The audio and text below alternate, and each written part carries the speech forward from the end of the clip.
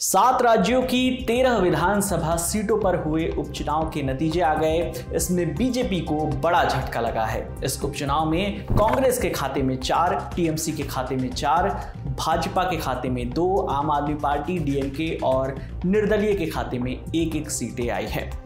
इस सभी सीटों पर 10 जुलाई को वोटिंग हुई थी। इन 13 सीटों में से बीजेपी के पास 3 सीटें थी, कांग्रेस के पास 2 सीटें थी, टीएमसी के पास 1 सीट थी, जेडीयू, आम आदमी पार्टी और डीएमके के पास भी 1-1 सीटें थी। इसके अलावा बसपा के पास भी 1 सीट थी और 3 सीटें निर्दलीय के खाते में थी।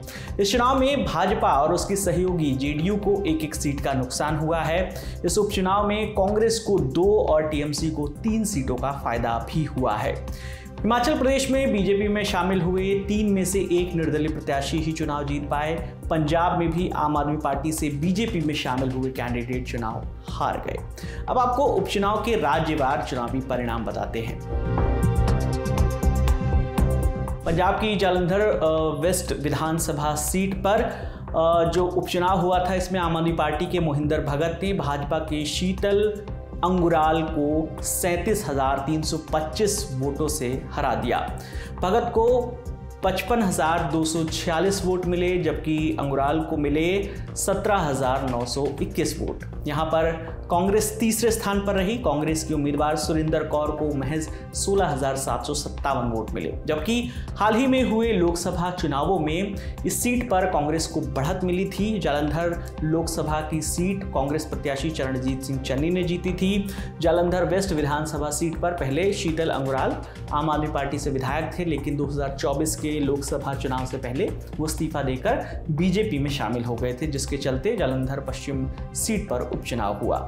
वहीं आम आदमी पार्टी के जो कैंडिडेट इस उपचुनाव में जीते हैं, मोहिंदर भगत, वो अप्रैल 2023 में भाजपा छोड़कर आम आदमी पार्टी में शामिल हुए थे। उनके पिता चुन्नीलाल भगत इस विधानसभा सीट से 3 बार भाजपा के विधायक रहे और 2007 से 2017 तक कैबिनेट मंत्री भी रहे। अब बात बिहार की रुपौली विधानसभा उपचुनाव की। यहाँ निर्दलीय प्रत्याशी शंकर सिंह ने 8,246 वोटों के अंतर से जेडीयू के कलाधर मंडल को हराया है। शंकर सिंह को 68,070 वोट मिले, जबकि जेडीयू के कलाधर मंडल को मिले 59,824 वोट। वहीं रुपौली से जेडीयू की 5 बार की विधायक रही बीमा भारती तीसरे नंबर पर रही। इस बार वो आरजेडी के टिकट पर चुनाव लड़ रही थी। लोकसभा चुनाव से पहले बीमा भारती जेडीयू का दामन छोड़कर आरजेडी में शामिल हुई थी। ऐसे में ये विधानसभा सीट खाली हो गई थी और उपचुनाव की नौबत आई थी। लोकसभा चुनाव में आरजेडी ने बीमा भारती को पूर्णिया लोकसभा सीट से टिकट दिया था, लेकिन वो चुनाव हार गई थी और अब रुपौली विधानसभा उपचुनाव में भी बीमा भारती को हार का सामना करना पड़ा है। रुपौली विधानसभा उपचुनाव में जीत हासिल करने वाले निर्दलीय प्रत्याशी शंकर सिंह जो हैं, वो पिछली बार लोजपा के टिकट से चुनाव लड़े थे और दूसरे नंबर पर रहे थे। तब जेडीयू के टिकट पर बीमा भारती इस सीट से जीती थी। इस बार शंकर सिंह निर्दलीय मैदान में उतरे थे और उन्होंने जीत हासिल की है। मध्य प्रदेश की बात करें तो यहाँ की अमरवाड़ा विधानसभा सीट पर जो उपचुनाव हुआ, उसमें भाजपा के कैंडिडेट कमलेश शाह ने कांग्रेस के धीरन शाह को 3,027 वोटों के अंतर से हरा दिया है। कमलेश शाह को 83,105 वोट मिले, जबकि धीरन शाह को 80,078 वोट मिले। 2023 के विधानसभा चुनाव में कमलेश शाह कांग्रेस के टिकट पर अमरवाड़ा विधानसभा सीट से चुनाव जीते थे। तब उन्होंने बीजेपी की मोनिका बट्टी को चुनाव हराया था। लोकसभा चुनाव से पहले शाह ने बीजेपी ज्वाइन कर ली और 29 मार्च को विधायक पद से इस्तीफा भी दे दिया था, जिसके चलते यहां पर उपचुनाव हुआ। अब बात हिमाचल प्रदेश की 3 विधानसभा सीटों पर हुए उपचुनाव के नतीजे की। यहाँ 2 पर कांग्रेस और 1 सीट पर भाजपा को जीत मिली है। देहरा विधानसभा सीट उपचुनाव में सीएम सुखविंदर सुक्खू की पत्नी कमलेश ठाकुर ने भाजपा के होशियार सिंह को 9,399 वोटों के अंतर से हराया है। कमलेश ठाकुर को 32,737 वोट मिले, जबकि होशियार सिंह को मिले 23,338 वोट। सीएम सुखविंदर सुक्खू के गृह जिले हमीरपुर की बात करें तो वहां पर भाजपा के आशीष शर्मा ने कांग्रेस के प्रत्याशी डॉक्टर पुष्पेंद्र वर्मा को 1571 वोटों के मार्जिन से हरा दिया है। वहीं हिमाचल प्रदेश की जो तीसरी विधानसभा सीट है नालागढ़, यहां पर भी उपचुनाव हुआ है। नालागढ़ में पूर्व सीएम वीरभद्र के करीबी हरदीप सिंह बावा ने बीजेपी के प्रत्याशी केएल ठाकुर को 8,990 वोट से हरा दिया है। इन तीनों सीटों पर पूर्व निर्दलीय विधायकों के इस्तीफा देने की वजह से उपचुनाव हुआ था। दरअसल इन निर्दलीय विधायकों ने राज्यसभा चुनाव में बीजेपी को वोट देने के बाद अपने पद से 15 महीने बाद इस्तीफा दे दिया था। 22 मार्च को इस्तीफा देने के बाद 23 मार्च को तीनों ने दिल्ली में बीजेपी ज्वाइन कर ली थी। भाजपा ने तीनों को इस उपचुनाव में टिकट दिया था, जिनमें से 2 जो निर्दलीय विधायक हैं उनको हार का सामना करना पड़ा, जबकि हमीरपुर की सीट से ही जीत हासिल हुई बीजेपी को। अब बात उत्तराखंड की करते हैं। यहां पर 2 विधानसभा सीटों पर उपचुनाव हुआ। इसमें कांग्रेस ने भाजपा को बड़ा झटका दिया है। दोनों ही सीटों पर कांग्रेस के प्रत्याशियों ने जीत दर्ज की है। मंगलौर विधानसभा सीट पर कांग्रेस के काजी मोहम्मद निजामुद्दीन ने भाजपा के करतार सिंह भड़ाना को 422 वोटों के मार्जिन से हराया है। काजी मोहम्मद निजामुद्दीन को 31,727 वोट मिले, जबकि करतार सिंह भड़ाना को मिले 31,305 वोट। अक्टूबर 2023 में इस सीट से बसपा विधायक सरबत करीम अंसारी का निधन हो गया था, जो वहां पर मौजूदा विधायक थे, जिसके बाद इस सीट पर उपचुनाव घोषित हुआ था। इसके अलावा उत्तराखंड की बद्रीनाथ विधानसभा सीट पर भी कांग्रेस के लखपत सिंह बुटोला ने जीत दर्ज की है। उन्होंने भाजपा के राजेंद्र भंडारी को 5,224 वोटों के मार्जिन से हराया है। लखपत सिंह बुटोला को 28,161 वोट मिले, जबकि राजेंद्र भंडारी को मिले 22,937 वोट।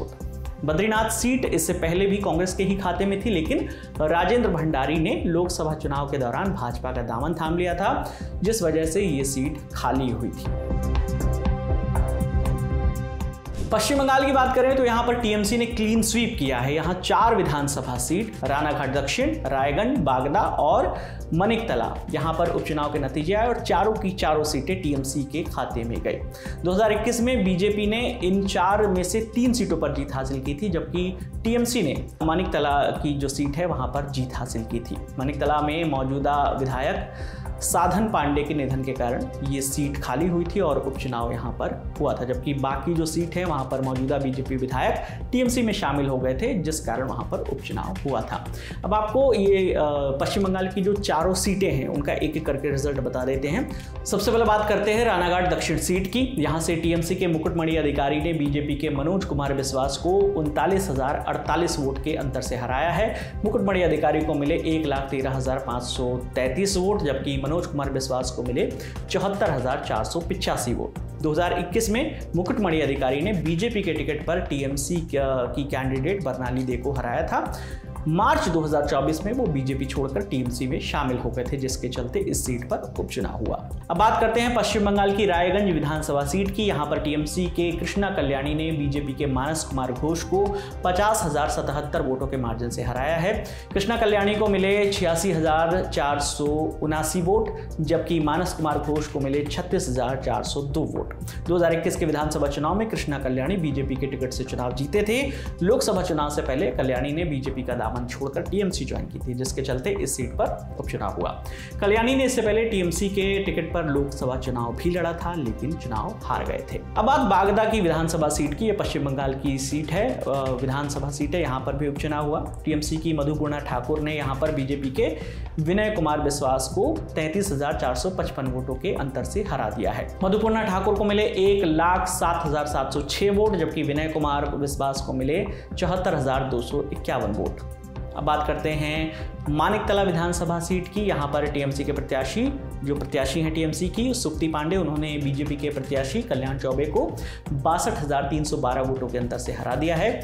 सुप्ति पांडे को 83,110 वोट मिले, जबकि कल्याण चौबे को मिले 20,798 वोट। इस सीट से मौजूदा टीएमसी विधायक साधन पांडे का जो है निधन हो गया था, जिस कारण इस सीट पर उपचुनाव हुआ।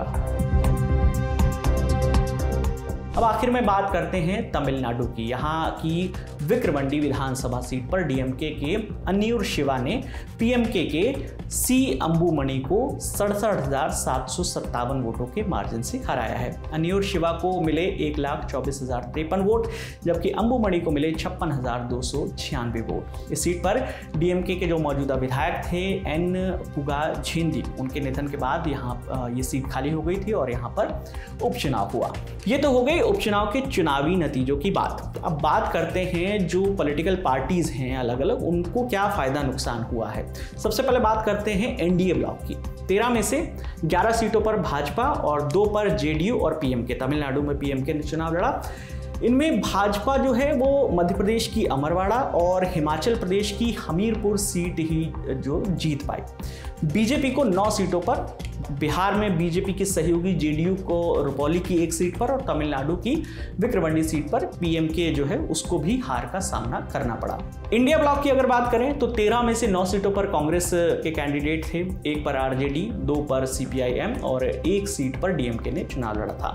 कांग्रेस ने इनमें से 4 सीटों पर जीत हासिल की। इनमें हिमाचल प्रदेश की देहरान, नलगढ़ और उत्तराखंड की बद्रीनाथ मंगलोर सीट जो है वो शामिल है, जबकि डीएमके ने तमिलनाडु की विक्रवांडी सीट पर जीत दर्ज की है।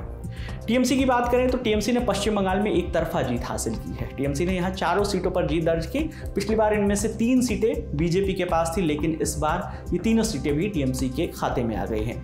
वहीं आम आदमी पार्टी ने पंजाब में जालंधर वेस्ट की सीट हासिल की और बिहार की जो सीट है वो निर्दलीय के खाते में आई है। तो दोनों के खाते में 1-1 सीट, बिहार की रुपौली और पंजाब की जालंधर वेस्ट सीट आई है। इस पूरी खबर पर आपकी जो भी राय है आप हमें कमेंट सेक्शन में जरूर बताइएगा। मेरा नाम है विकास वर्मा, देखते रहिए दी ललन टॉप। शुक्रिया।